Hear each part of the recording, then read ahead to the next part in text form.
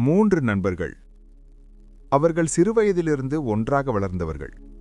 பள்ளி, விளையாட்டு, சண்டை, சிரிப்பு எல்லாமே சேர்ந்து நடந்தது. அவர்கள் வாழ்க்கையில் ஒருவரையொருவர் மிகவும் நம்பியவர்கள். அவர்களில் ஒருவன் சீக்கிரம் கோபப்படுவான். மற்றொருவன் தன்னம்பிக்கை அதிகம், ஆனால் கொஞ்சம் ஆணவம் கலந்தவன். 3வது நண்பன் அமைதியாக இருப்பவன். அவன் அதிகம் பேச மாட்டான், ஆனால் எல்லாவற்றையும் கவனமாக பார்த்துக்கொள்வான்.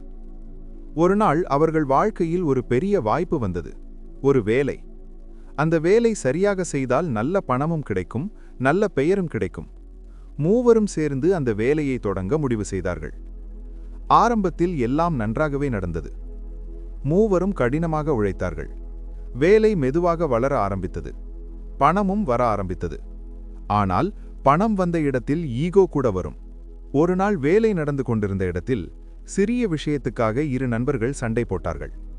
இந்த வேலை ஆரம்பிக்க காரணம் நான் தான் என்று ஒருவன் சொன்னான். அதை கேட்டதும் இன்னொருவன் கோபமடைந்தான். அப்படியென்றால் நாங்கள் என்ன வேலைக்காரர்களா என்று கேட்டான். சின்ன வார்த்தை பெரிய சண்டையாக மாறியது. அந்த நேரத்தில் இருவரும் 3வது நண்பனை பார்த்தார்கள். நீ சொல்லு, யார் சரி என்று கேட்டார்கள். அமைதியான அந்த நண்பன் சில நொடிகள் எதுவும் பேசவில்லை. அவன் மனதில் ஒரு விஷயம் தெளிவாக இருந்தது. இப்போ நான் ஒருத்தருக்கு ஆதரவு கொடுத்தால் இன்னொருத்தின் என்னை எதிரியாக நினைப்பான். அவன் மெதுவாக சொன்னான், இந்த வேலை ஒரே ஒருவரால ஆரம்பிக்கல, நம்ம 3 பேரால தான் வந்தது. அந்த பதில் இருவருக்கும் பிடிக்கவில்லை. ஒருவன் நினைத்தான், இவன் என் நண்பன், ஆனாலும் இப்போ எனக்கு சப்போர்ட் செய்யவில்லை. மற்றொருவன் நினைத்தான், இவன் நியூட்ரலாக இருக்கிறான், அதாவது அவன் எதையும் சொல்ல பயப்படுகிறான். சில நாட்கள் கடந்தன. சண்டை இன்னும் பெரிதாகிவிட்டது. இருவரும் தனித்தனியாக வேலை செய்ய ஆரம்பித்தார்கள்.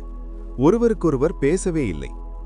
ஆனால் அந்த 3வது நண்பன் இருவருடன் பேசிக்கொண்டே இருந்தான். ஒரு நாள் அவன் ஒருவருடன் தேநீர் குடிப்பான். அதே நாளில் இன்னொருவருடன் உட்கார்ந்து சாப்பிடுவான். அதை பார்த்தவர்கள் குழப்பமடைந்தார்கள். இவன் யாரோட சைடு என்று பலர் பேச ஆரம்பித்தார்கள். யாருக்கும் புரியவில்லை. அவன் யாரையும் எதிரியாக மாற்ற விரும்பவில்லை. ஒரு நாள் வேலை நடந்த இடத்தில் பெரிய பிரச்சனை ஏற்பட்டது. ஒரு தொழிலாளி காயமடைந்தான். விஷயம் பெரிய பிரச்சனையாக மாற வாய்ப்பிருந்தது.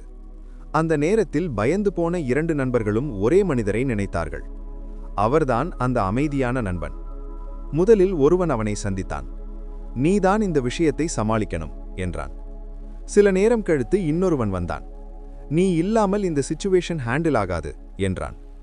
அந்த நேரத்தில் இருவருக்கும் ஒரு விஷயம் புரிந்தது. அவர்களில் அதிக பவர் யாருக்குன்னு. அது அந்த அமைதியான நண்பன். ஏன்? அவன் யாரிடமும் முழுக்க கமிட் ஆகவில்லை. அவன் இருவரையும் அழைத்தான்.